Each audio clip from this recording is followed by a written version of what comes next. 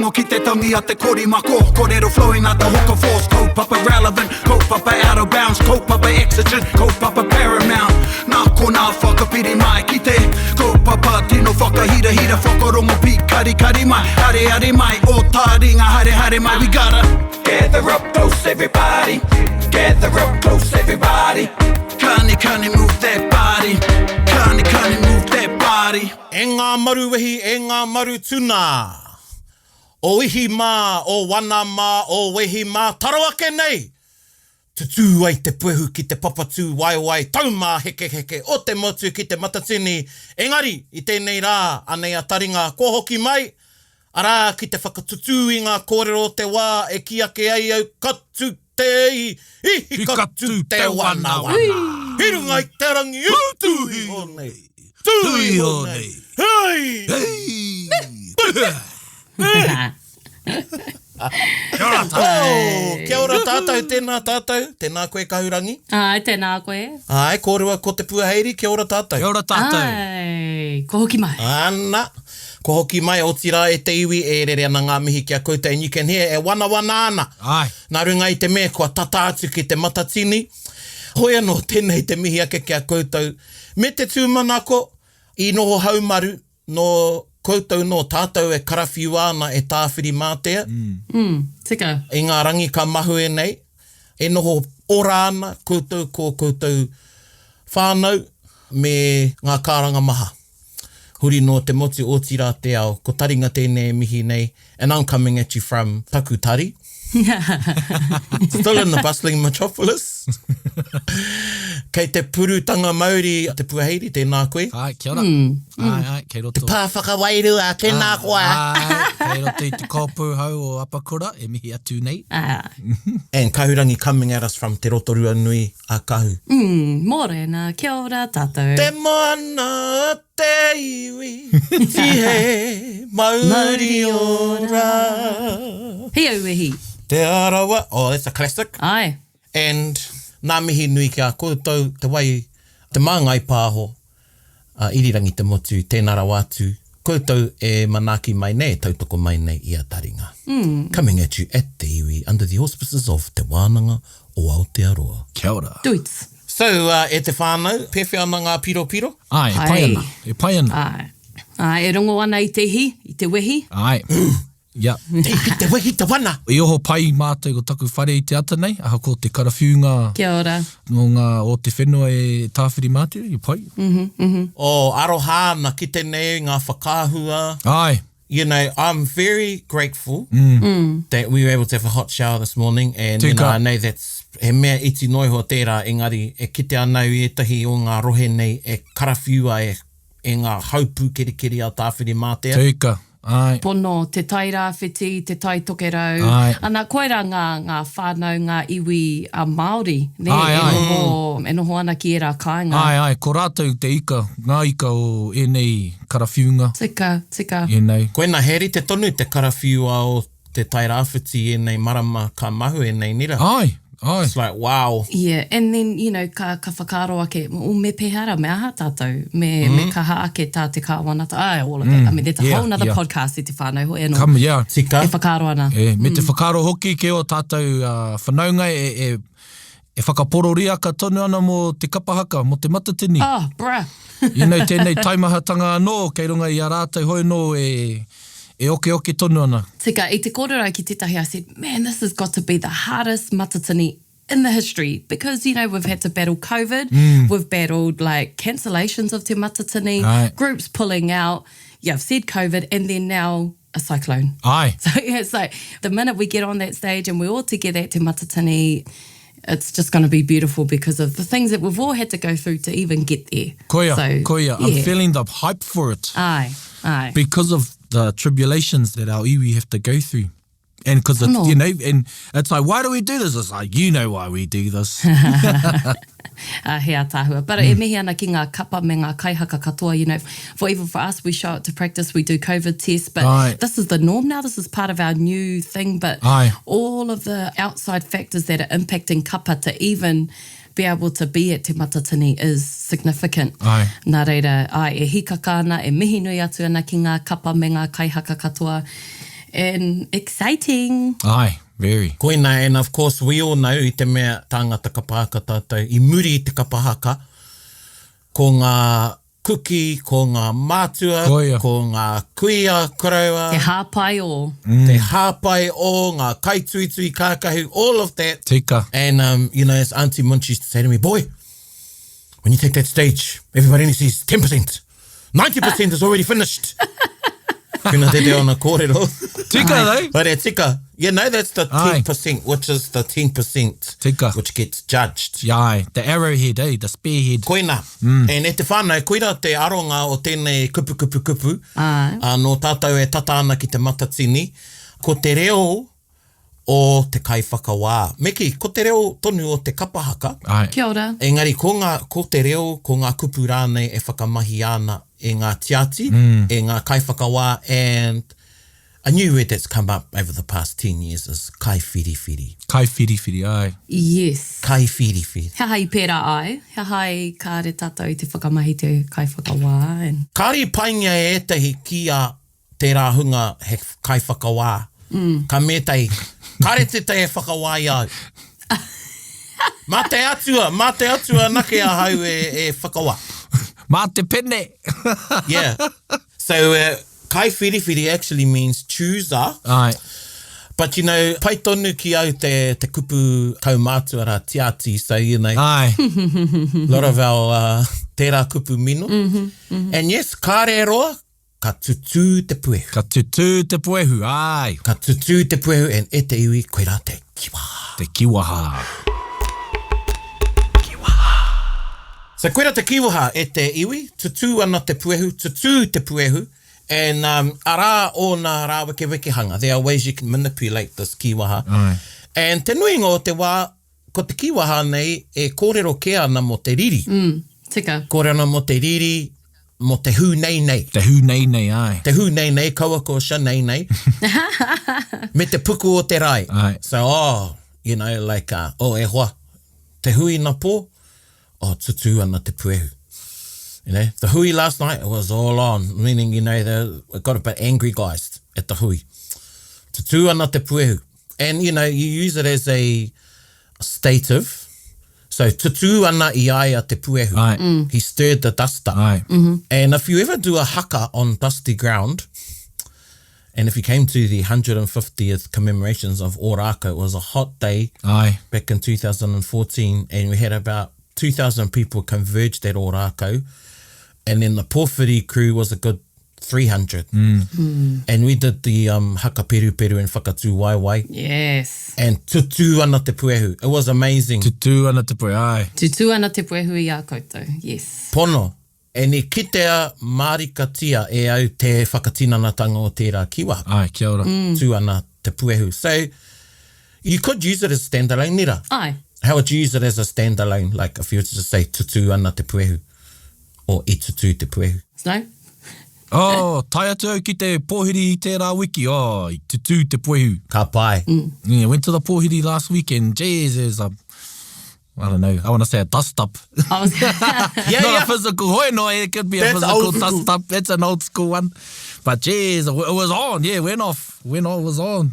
Oh yeah, the aunties were having a go at one another last night. Oh man, I tutu te puehu. Tutu te poehu, she changed the song and then repeated the song. Yeah. So that's sort of in the negative light. How could we use it if we were, you know, a kaiwhiriwhiri I te pai whakawā Kia ora. o te Matatini, and I was judging perhaps the whakaeke or haka or something else?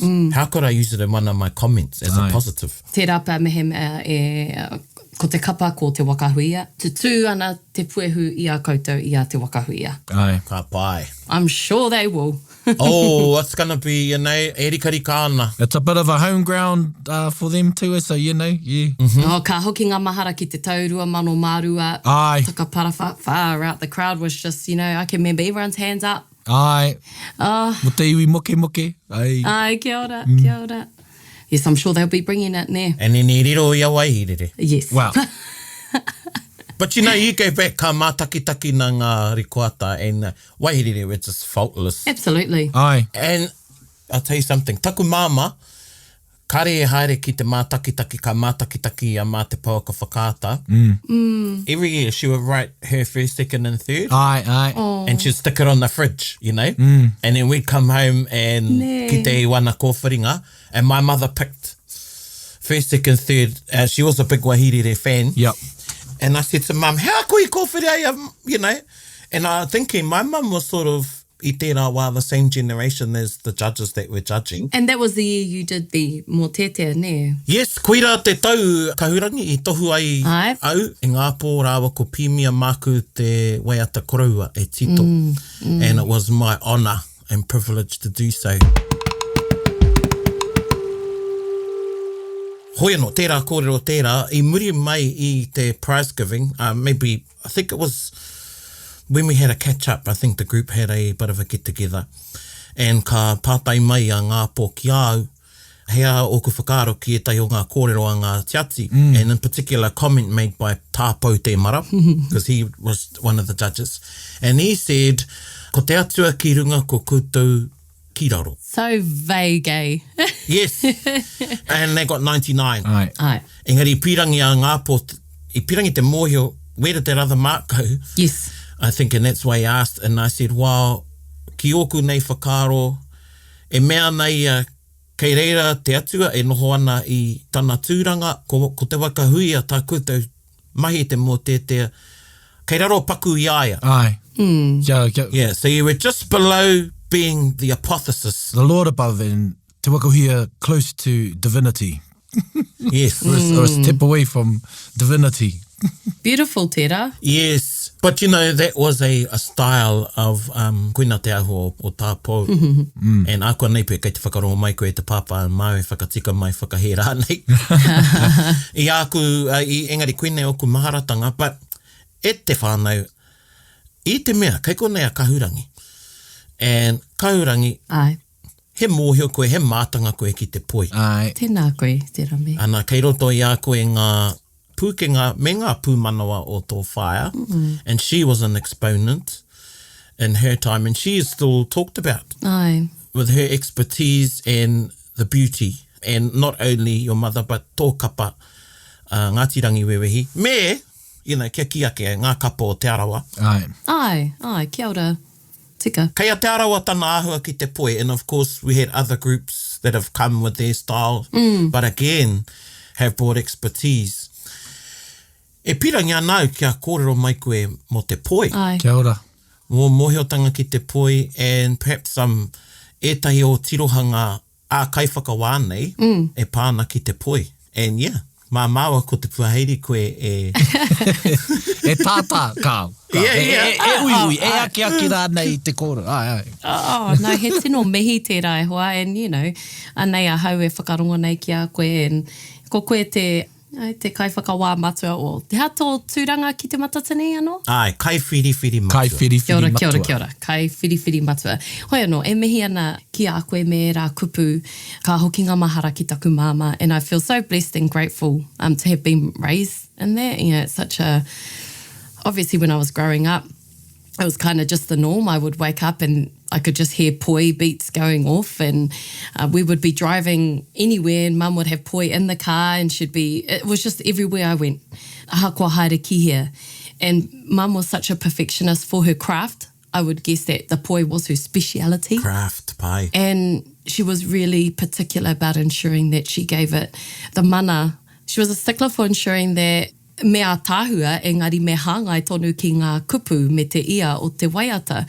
And my mum wasn't fluent in te reo, and she was unfortunately part of that generation that wasn't raised with te reo, but she had a huge respect for te reo Māori, and when she would ka whakawhirinaki ia ki tahi kai tuhi pēnei ia timoti, pēnei ia uenuku, and she would spend time kind of sharing with them her vision, and then they would turn that into kupu, and then she would execute that with the poi. Nice. And so I grew up with the mentality that you had to tell a story through your poi, but you had to tell it accurately. You couldn't just have any willy-nilly action. Ai. Me tino hāngai ki ngā kupu, ki te ia o te waiata. And there was kind of like a formula that was developed and a pattern that we still follow today. And that's simple things like You don't do an action once. If it's a really beautiful and technical action, you don't just do it once. You want to do it at least 2 or 3 times to ensure that you can see it and you can see its full effect. And often we would build up to a certain moment. Sometimes poi would start with a single into a double short, into a single long, and then into a double long or what have you. And Te Arawa are renowned for poi wairoa. And that's a particular way of doing poi as well. It's quite technical. And if you haven't done poi wairoa before, it's hard because it's so long and the way that you swing it. And if you're in the wind, which is most of the time you are on stage, I remember Mum doing simple things like at the end of her poi, and some of the performance that Kaiwhiriwhiri had, there was like a little stone in the poi to ensure it had weight because of the wind, and there were certain things that she would do. Ngā tips e te whānau. Inside You in the know, oil. any kapahaka e whakarongo ana, it's not too late, you know, you've got a few days to put stains in your poi wairoa. Koe anō? Well, you know, you would usually practice inside a hall, then you step outside and then the wind takes your poi and you get spaghetti poi and spaghetti poi. Spaghetti poi. Spaghetti poi. Yeah. And honestly, even in the weekend, our tutor Hubba was saying that, I don't want spaghetti poi, you got to swing it properly. There's little things that we all know, kind of like foundational things with poi, the way that you tuck your poi into your piu-piu. When you're going in between different poi, a single short, you got to pull it right through, you got to tuck it in nicely. And I remember Whaia Ngā Moni, Nana Munch, being judged by her one time, and she literally drew on her judging paper, she had lines of ladies and then she had like dangling poi. She took marks off for that. Just the way that it sat in the piu-piu. Because that's part of kakahu, that's part of the overall effect. That's the way that you teaki tō poi. Kia ora. I've noticed some kapa, they like to have their poi behind, They tuck them in behind, or they have a spare poi at the back just in case. We kind of don't believe in the just in case. It's just like, that's it. You've got your poi, you have them, you tuck them in right, you have them positioned well. You have 2 in the front, you have 1 on the side for your long poi. And then I've had the privilege of being a kaiwhiriwhiri poi. I've kind of judged every taumata atu I te Matatini. I was reflecting on the other day, even a Super 12, which was an interesting space to be.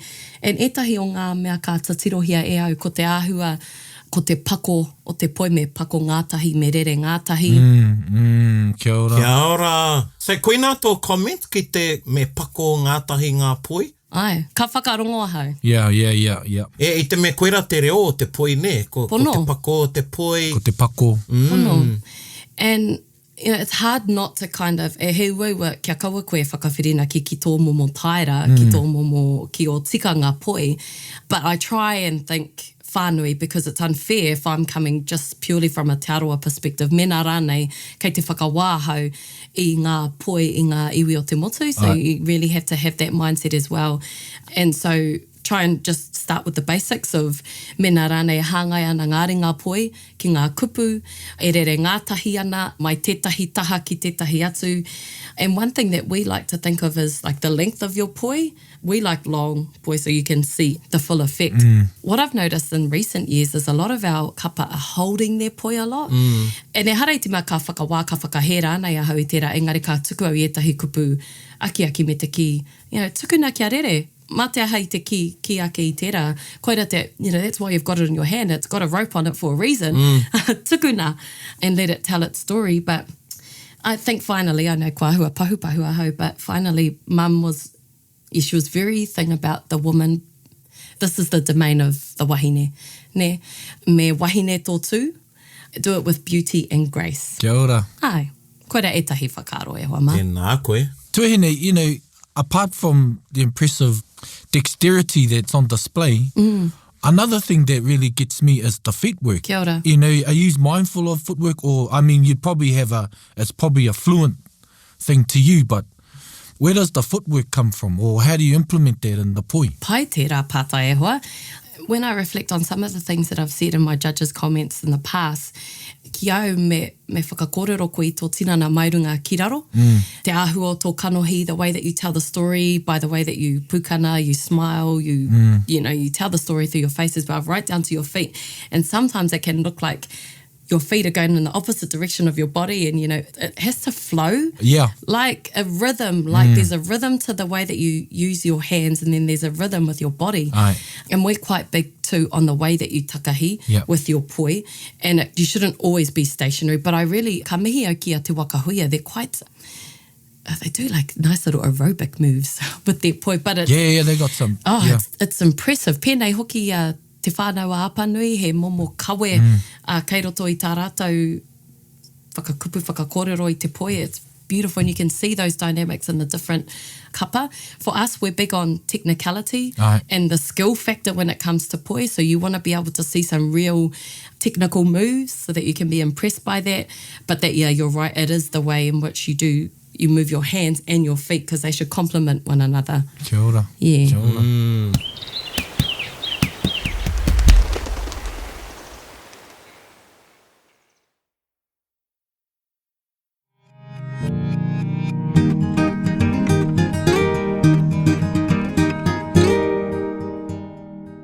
Kahurangi a Otira e te iwi. Kei mua I au e ni tuku a kei a kōrua tēnei. I've got he tohu whenua rangatira.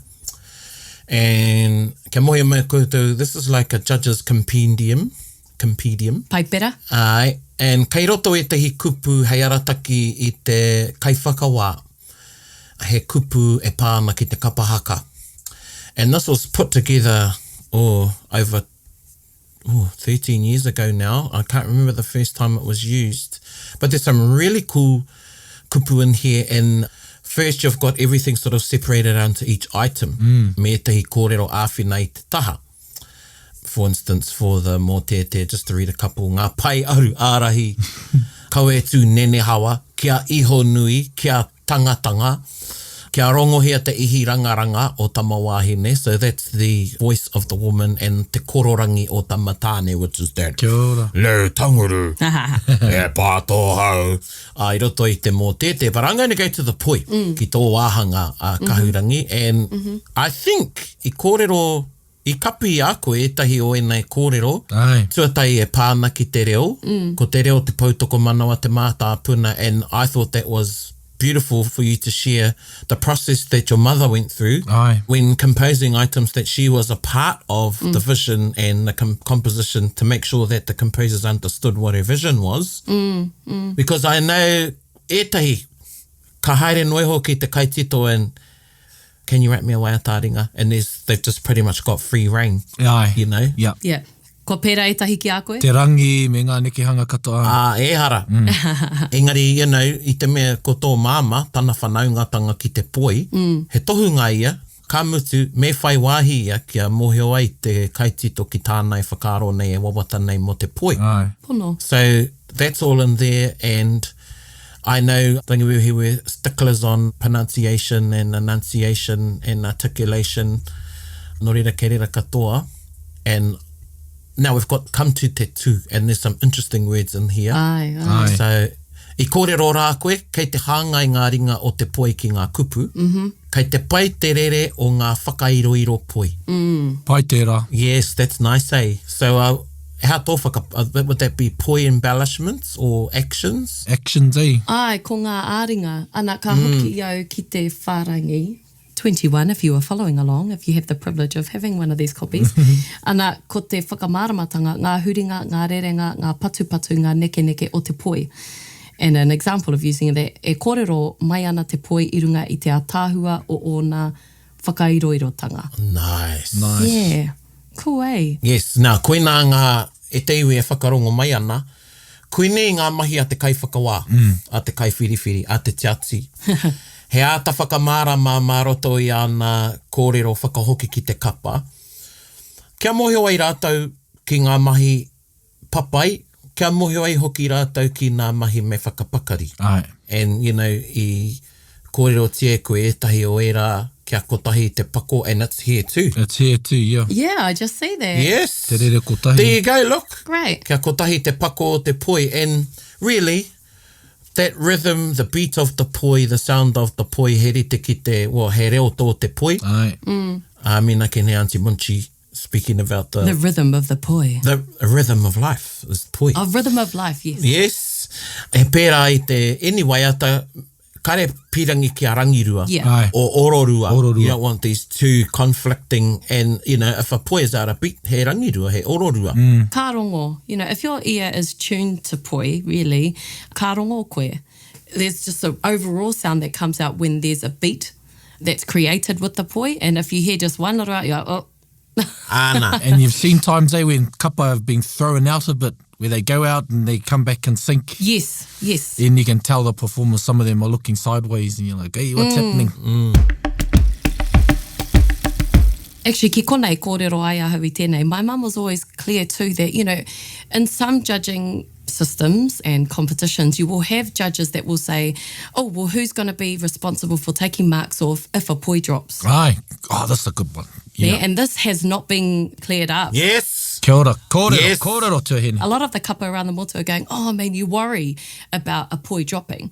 Ki au, and my mum was always of this belief too, it's the way that you recover. Ne? Aye. So nobody rehearses for a poi to drop. It happens. And of course you need to be in control of your poi, and that's our aim. We always try to be in control of the poi. But the fact that a judge is often dedicated to, oh, well, I'll be the one who will take off a mark if a poi drops. He. Aye. Tērā, ki au. This is koinei oku whakaro. It's all about recovery. Aye. So, and I'm a big believer too. Pick it up. Yeah. You know, like, kaua waiho ki te papa. Pick it up if you can. Mena, you know, I've seen some examples of people go down, like, and then it's sitting right there in front of them. E kāre rātou e kohi te poi? I'm like, oh. And they just ghost poi for the rest of the... Oh, Yeah. no, The I'm air not, no. poi, the ghost poi. Oh, and that's hard. So I've had spaghetti poi and ghost poi. Spaghetti poi poi and ghost poi. So ko koinei, tiki nā ke te poi, and you know, kare no kia whakawā te poi, but me taka I au te rākau, te patu rānei, I wouldn't be standing there doing my patu moves, my air patu moves, Nah, and my man. patu Yeah. there on the... Karekau. Yeah. I suppose, you know, I naine kei te ao te tikanga tātou. Yeah. Aye. Yes. You know, he pēwhio whakaro kahurangi, mahara nei au I kōwhetingia, I au I te kuratua rua, I te few haere tahi wāhine a rātou poi. You know, throwing them, they weren't taking care of them. Me tiaki ne? Oh, pono. Ahakoa, you know, it's plastic. It's a ball of string. Engari, ko te wairua kei roto I tērā taonga, he mea nui. Aye. And we do need to treat it like a taonga. Tika. And we often get growled for that too. Don't let your kids bloody play with those poi, they're not looking after them. And often kapa will have, now I'm starting to move into the stage side of things, some kapa will have rehearsal poi and then they'll have stage poi, Aye. which they will be using probably now in this recent time. Most of them you save them for like the 2 weeks out before you perform, because I don't know, you don't want them to break or rānei, but there's a particular way that we look after poi, and there's different techniques for making poi across the motu as well. Te aroa poi are very different. Like, we don't like the big ball style. We're not fond of that. We're fond of the nice petite long length poi. Then you'll get some of your tamaki ropu who use different type of plastic as well, or they like the big round ones, and wakahuia have a 3/4 length. Aye. So there's just Yeah. a completely Yeah. different style of even making poi across the motu. It's a whole world, poi making, creating poi, and te whakamahi me te tiaki te poi. Yes, I remember, you know, korana mo wakahuia, they had a particular way how they wrapped the poi in some of their movements of how it should be Yes. wrapped in the fingers Yeah. for particular moves. And ia koe korana mo, you know, kei te whakarongo mai e tai, kei te whakaro. E ki, ne he pera. Yes, this is what goes into kapahaka. This is the thought. Aye. This is what goes into it, yeah. Yeah, and the plastic, you know, taku ko a babe, te hirata, who made a lot of poi, she only got her plastic from one place. Aye. Yes. And she bought a huge roll of it. And I'm sure, cuz if you're listening, I wonder if you still have that same roll of plastic. Because even there, te aho o te kirihau ki te poi. Yeah. Pono. I'm going to show you guys something. I just remembered. Oh. This is my mum's poi. Oh, kia ora.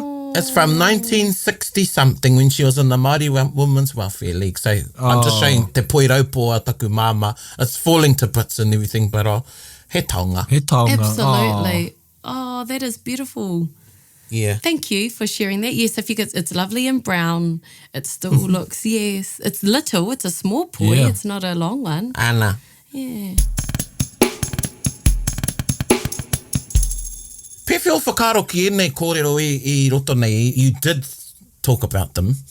Engari, I roto I te puka nei, mea nei, ngā whakatūpato. Ai. Well, one actually, before that, the two, I like this line. Whakakō, he poi uaua, engari ātāhua te whakatinana mai. Yes, pai tērā. If it's a difficult... Technically, yeah. Yeah, technically difficult, make it look easy. Ai. Make it look beautiful. And that's actually one thing that Mum would always say to us. You got to make it look like it's not hard. Ai. You got to make it look absolutely easy and flows really well. Kia ora. Pai tērā. Pai. He poi uaua engari ātāhua te whakatinana mai. Therefore, you can see that it's technically a challenge for some of the kaihaka, but they pulled it off, I guess, koera pia te ia o tērā kōrero. And I guess to be a master of the basics, tuahine. I guess that you can be that for a lot of disciplines, but a master of the basics, and then that's how you become effortless and those other things. Yeah, and so for when I speak about poi wairoa, there's like foundational actions that you should know. So for us, it's the figure eight. Right. And for those who have done poi wairoa, if you don't know the figure eight, a lot of the actions come from that movement. And it's as its name suggests, there's 8 movements in the figure eight. And so a lot of the actions from the figure eight are what we use across a lot of poi. So you want to be able to master that before you can even, and then full poi. Like if you're doing hanging concerts as we used to, you got to do the full poi, you got to go down, you got to know how to lie down with your full poi. Wow. Get a good ab workout. I'm thinking back to the year when Mōtai was, our regionals 2014. And, you know, I said to my nieces, I want you to throw. Yeah. I want you to do the 4 poi.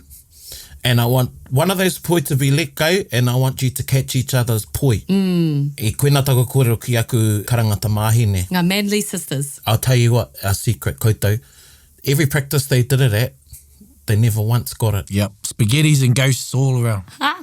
They never ever once caught those poi, but on the day, they got it. Oh, wow. So Yeah, they cracked it.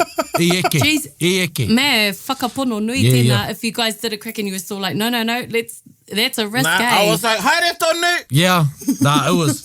And you can hear the crowd go, oh, yeah. It was, yeah. Oh, awesome. I'd love to see that. And then I think the year or after that, every group was thinking, and they had like bloody 5 or 6 wahine doing it, throwing their poi around. Yeah. Were they at either end of the stage or were they how far apart? Either end. Oh. Yeah, they were quite far apart from each other. Ka pai. So aku mihi ki aku tamahine, whakapono kia rāua anō. I've actually, ki konei mihi a Mōtai, I've really enjoyed your guys' poi in the past. They've been creative and very feminine, which is what I love about your wahine. One of the very few kaitātaki wahine who is just pure class, feminine, beauty personified. Koina taku hoa, ka mutu mo te poi a o ko rātou ko aku tamahine. And, you know, me mihi hoki a te arawa I te mei riro I a rāua e rāhuatanga. Ai. O rāua I ngā kapa o te arawa. Ai. And being brought up amongst kapahaka, and, you know, their mother was a manuhuia. Yeah. And with wakahuia back in the day, so they all have influences. Kia ora. Now, tuhine, Ai. I te kōrero koe mo ngā poi uaua, Ai. what are some tips, kia whakakapi haere au tātou kōrero, what are some of your tips ki te hunga, because, you know, I know a lot of women dread the poi. Ai. Yes. They dread it. You know, mahara pai kia Mōtai, toko nui ngā wāhine, they just would dread learning the poi. So hea tai o kōrero āwhina ki tērā hunga. Because they know it's part of selection and that's all they focus on. I remember it's like about 2/3 of the campaign now, wahine. Psych themselves out. Aye. Well, some say that they're a bit poi-plegic. I've heard that. Yeah, all the All kōrero come phobic, out. all the kōreros today. Quadriplegic. Yeah, no, e māramano ki tērā. And you can just see, like, I've witnessed and I've been on a journey with many women in the past in terms of them being able to acquire the taumata of poi that is needed for, in particular, some of our highly technical poi. Nā reira, koetahi o ku kōrero āwhina ki a rātou is, I often find when I tell people to not think about it, easier said than done there, but when I say, don't think about it, close your eyes and just do it. they usually get it. And when I'm helping someone to teach, it's best if you follow someone from behind. Never try and get an action by standing in front, with someone, because you're never going to get it. It's always the opposite side. So always follow someone from behind. Break it down in terms of a right hand and a left hand until you need to get it together. So I will always teach one side and then the other side, and then try and marry the two together, because then it's about trying to work the right and the left brain, because that's actually what you're doing. Kia ora. Kia ora. Really break the poi down into beats as well, 1 and 2 and 3 and go, like that. That's how there's another beat and a rhythm when you're trying to teach the poi. I don't recommend, a lot of women, they think it's easier if they make a knot in their poi so that it's shorter. Shorter, aye. Kaua e pera, kaua e pera. Or you have to acquire and get used to having a longer poi and not shortening your poi, because then ka tai te wā me mahi koe i tērā and ka uaua. So those are some tips. Like, I could be here all day. So those are some main ones, is always follow someone from behind, break it down by hand, right hand, left hand. Don't think about it. Breathe. Enjoy. Enjoy. Kia ora. That's the main thing. Enjoy. Breathe and enjoy. Yeah. Koe nā. Oh, he rawe te wānanga nei, pirangi hoki au kia haere tonu ngā kōrero, e pāna ki te poi. Ki te poi. Engari ki au ka nui tērā o te wānanga. Kia ora, kia ora. Yeah. Waimare a Taringa i a koe Kahurangi. Oh, no. E whakapono ana, e whakarongo ana etahi ki tēnei kōrero te wiki mua tonu i te Matatini. Ai. Ko e tai ka hoki ki te prakati. Koutou mā me pēnei. Undo the knots. Undo the knots. Take those knots out, girls. No spaghetti, boys. No spaghetti, boys. Spaghetti.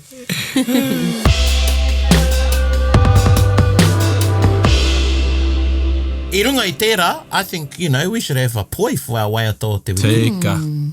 So ki au ko te waiata tino pai, hei whakakapi a tātou kōrero, ko te waiata, ko te poi nā te mātāra i o rehu i te tau 2002. Ai, kia ora. Puhi huia, ne? Puhi huia, pai tērā. Puhi hui! Puhi hui. Yes. And, ki konei, ka hoki ngā mahara ki taku cousin, ki a Taini, ki taku whanaunga, ki a Tālei. Ai. Now, Tālei, she was an exponent of poi too, but her particular style was beats, te pako, te poi. Kia ora. And this is where her sort of technique would shine, was through poi like this. Piri. Te mātāra i o rehu, puhi huia. Puhi huia! Puhi huia! Kai raru koe i tatou a muru a maua pau! Mea te rata me huia, mea te mea i te maika huia, me kai ngā waka te tau a wahi, i te hapui a puhi huia, hei waka hoki tanga e.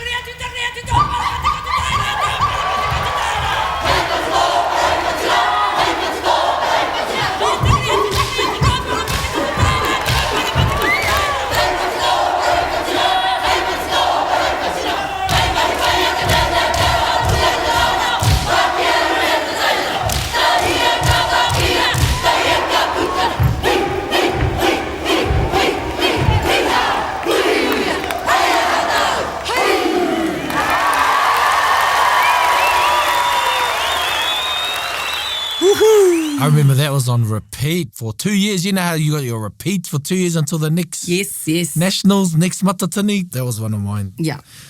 That whole 02 bracket was mean for me. Tika. And Mātarai, mo te poi anyway, definitely started coming into their own in regards to poi that year. I would agree with that, yes. Yeah, they set a style for themselves in the poi. 96, 98, there was a lot of experimentation. Aye. Very old school 96, so it's old school, new school. But 2002 was like, they sort of say And like, they An mato, arrival of yeah. some sort. Koina. Koina. Well, because, you know, were they one of the first groups or only groups to have been the first time into Matatini and to the national? No, actually you guys did that too, into the finals. First time. Oh, you did it. Ko rātou, the 96. Well, I would have We put you in missed the out by finals. 3/4 of a mark. Yeah, and that's 3/4. Taringa. But yes, te Mātarai o Rehu, great style set from then on. And great beats. E hoki ana aku whakaaro ki taua whetiwara 2002.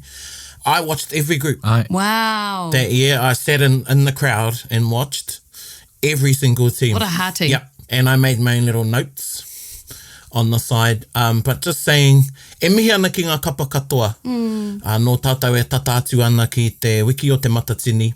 And I want to acknowledge all of the groups over the years and the tutors and the support crews, everybody. My main learning from that year of 2002 was every team has something. Kia ora. Thank you. Tika. Thank you. And I must say, an unfortunate negative of the top 6 and now the top 9 and now this year's going to be the top 12 Yes. is that back in the day, every group sort of got the same airtime. And I've commented how the applause has changed over the years. But we need to bring a bit of that back, or a lot of that back actually, acknowledging every rōpū. And I agree. Every rōpū has got something to share. Tika. I agree. Yeah. Yeah. And I often find that unless you've actually been in a journey, if you've been in a part of a kapahaka campaign, you understand the sacrifice. And so when you understand the sacrifice, you understand that needs to be acknowledged. So even like you're right, mena rānei kei te mātakitaki koe, it doesn't take much to clap. It doesn't take much to acknowledge what that rōpū is bringing. And it's sometimes our whānau who haven't even been on the stage before who are most critical. And so, e tino tautoko anō i tērā, kia hoki mai tērā āhuatanga. Koina. And you know, you're actually narrowing your view if you're just looking out for the big 12 or the big, you know, you're narrowing your view, you're missing out a whole lot. I'm reminded again of 02, and I don't know if how it occurs to me then, but I remember watching more and more groups, probably because I got to watch them, live as well, and seeing the beauty of other groups, and then, you know, appreciating that too. So I'm looking forward to this one. And, you know, you kōrero koe mō tāle e hoa, so I want to give a plug to the Smear Your Mayor campaign. Thank you. Our hoa e patu ana i te rori mā ronga pahikara, led by the one and only Tūrero Flavel. Kia ora. Eru Kepa, Eddie Walker, and all their other group that are still going to do it in this type of climate. In the cyclone. In the cyclone. So kia kaha kia koutou. Incredible. E mihi e hoki ana kia koutou e whakatutuki ana i ngā wawata o tō tātou tuahine. Kia ora. So ka nui Thank te mihi you. kia koutou. Tēnā koe hoa. Tautoko. Pau te kaha. Pau te kaha. Nō reira, e ngā iwi, a otira e ngā kapa, tēnei te mihi ake kia koutou katoa. Nō hora mai raro i ngā tauwhirotanga a te wāhi ngaro. A te wikira e haka i te haka tāne rore. Kia tutu ai te puehu. Koea, kia tutu te puehu. Ka mutu e poi te poi a hine ruhi, a hine te iwa iwa. Ane e mihi ake nei, tēnā koutou, hei kona maira. Hei kona.